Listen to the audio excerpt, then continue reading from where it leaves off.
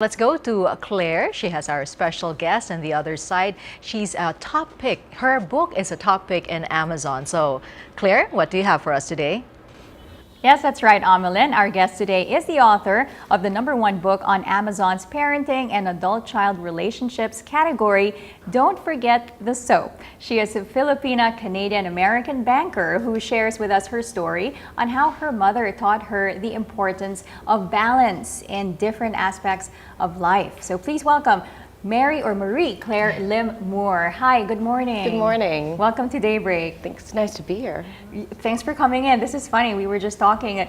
Look, we're both Claire, and we're both wearing the same. We're like twins. We're wearing the same colors, our dresses. So, this is your book. It's Yes. Don't Forget the Soap, and it's other reminders from my fabulous Filipina mother. That's right. Can you tell us? I know that your background is you grew up in Vancouver, Canada, then you moved to New York, and you grew up there, and your parents are both Filipino, and they raised you in such a way that still with all the Filipino values and everything Filipino. So tell us about that experience. Yes. And tell us about the book as well. Sure. So, Don't Forget the Soap is about lessons I've learned from actually both my parents, but my mother's the more vocal one when it comes to advice.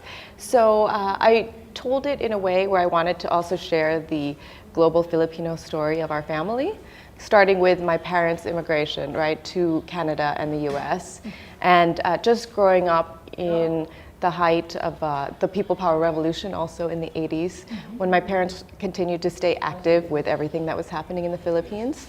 So growing up with, -1 and all of the 80 sitcoms, but it was also accompanied by demonstrations and still ties back to the Philippines. And that carried through when we went to New York as well. So I've always had the Philippines top of mind, even going to college with a Filipino club after my work at Citibank, but staying active with all of our initiatives with the Philippines. Yes, and I understand that your mom is she is a teacher at the United Nations International School. A lot of Filipinos I know, one of them, my aunt, works in the United Nations, and there's a lot of Filipinos in the United Nations. So how was it like growing up in that kind of community, being a Filipina?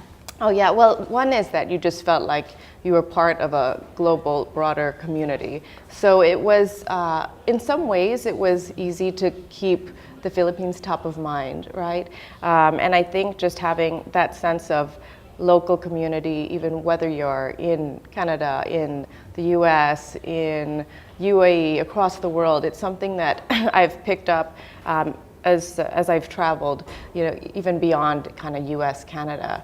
And so having that from the very beginning has been an important part of my upbringing. Did you feel odd, with your mom? When I was reading the book, you were mentioning all these little things like, don't forget the soap. Okay, this is it came from something that your mom would tell you, and it's something that other cultures would not really teach us, but I can so relate to it. So can you tell them, what is this Don't Forget the Soap all about? Sure, yeah, and actually it's a common question in terms of what does the book then have to do with soap, right? Is this about hygiene, Right. And so it's actually, so it has to do with kind of growing up. We had a great family life, but it was a simple life. We didn't travel too much, and if we did, we stayed with family members, right? So this idea of going on lavish vacations and staying at hotels was not necessarily, part of every day. So once I started traveling, especially through work, and staying at these very nice places, I started saying, oh, this would be really, these soap and shampoo would be something nice that would be appreciated when I go back to the Philippines. Yeah, the hotel soaps hotel soaps and shampoos. Exactly. Okay. So that was something. Either we'd bring it back when we'd go and we'd wrap it along with another pasalubong, right. Or we'd send it in a balikbayan box. Right. And it was always very much appreciated. Yes, because your mom would tell you, bring home when you go to hotels, and this is common for Filipinos to bring home the soap and the shampoo and right. But it's nice of your mom to like wrap them up in little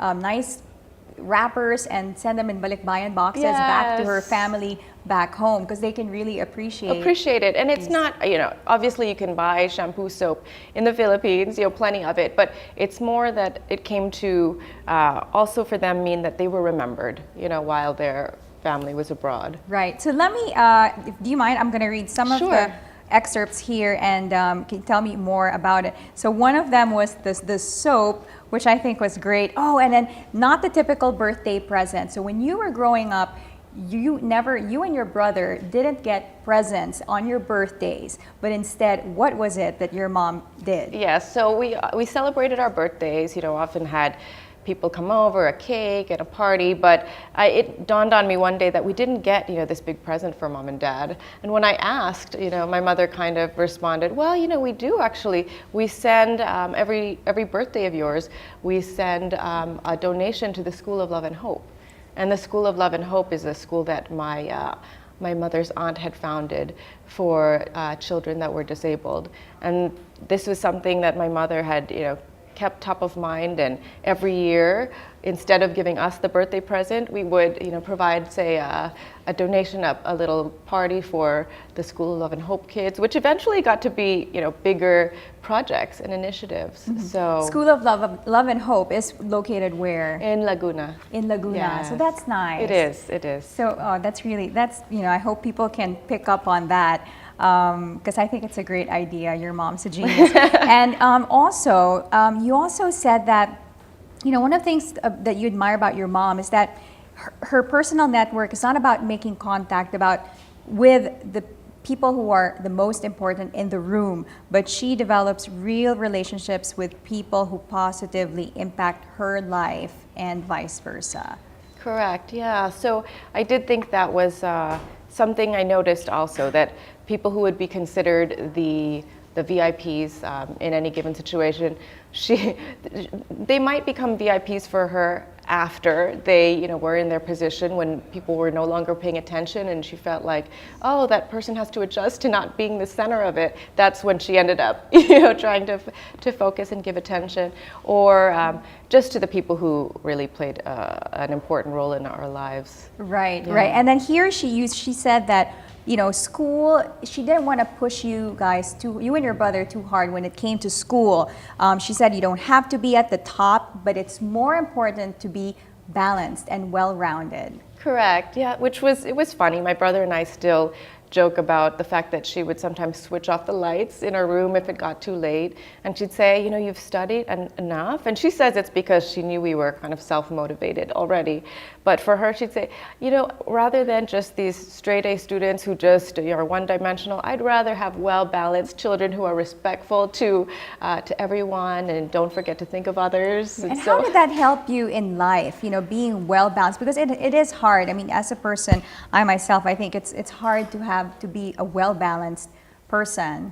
Yeah, I mean, I think in retrospect, it has helped actually now when you're doing things like juggling career, family, right? And family as a wife, as a mother, as a daughter, a sister, then your role in the community. And so being able to have that balance even from the beginning has allowed me now to figure out how to maintain all of these different roles, but do so in a way that's not stressful and in fact enjoyable, and where you can be grateful for all the things you're blessed with. Right. And one of the things here too that you mentioned is that she always kept her favorite thing to do is to write down personal goals. So on a regular basis, she would pull out her yellow legal pad and say, let's do our goals. I think my dad sort of did the same thing. Did you do the same thing? Yes. And it was kind of good to see that. You're a very successful woman. You went to Yale.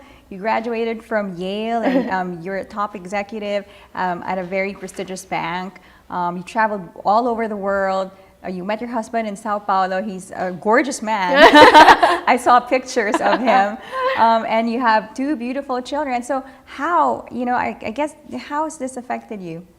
Okay, so, and this idea of what you were getting at was just this whole balance and Yes, and, and so the forth. yellow pad Yeah, with the so- goals. Okay, yeah, let's go back to the yellow pad. On the goals. Okay, it's been instrumental. Just the idea. So in my head, whenever it comes to thinking of how to put as much attention into whether it's your career, your professional life, or your personal life, just that you do need a plan, right? A plan of action or an approach.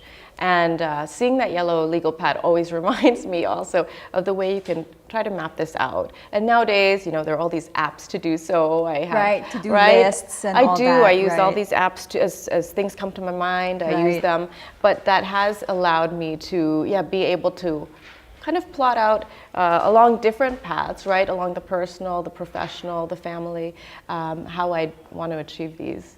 Right, that is a great idea. I think I'm going to start doing that too, a 10-year goal, and then see like 10 years later, what have I accomplished? And one favorite thing that I think I'm going to use that your mom taught you. Okay, wait, tell me the story about the Marsha Brady hair flip. Yeah, so if children of the late 70s, 80s would remember the Brady Bunch, and especially for young girls, I think the one sister people paid attention to is Marsha Brady. She has long hair, but as she would storm out of the room dramatically, flipping her hair, it was something I thought I'd try too if I were ever upset. And it was just symbolic. So once I tried to do that, I realized my mother didn't think it was as cute as I did or the TV show characters did.